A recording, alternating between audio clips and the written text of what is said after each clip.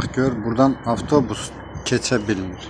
Avtobus buradan geçebilmediği için de şimdi burada bir zulümle fırlanmaya çalışacak. Gel. Bak. Ondan sonra dengeler oradan nece kesilir. Davay kes.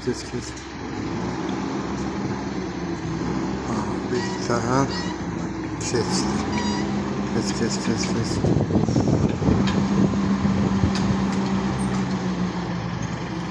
İnsafınız, vicdanınız olsun. Gelin onu kesin.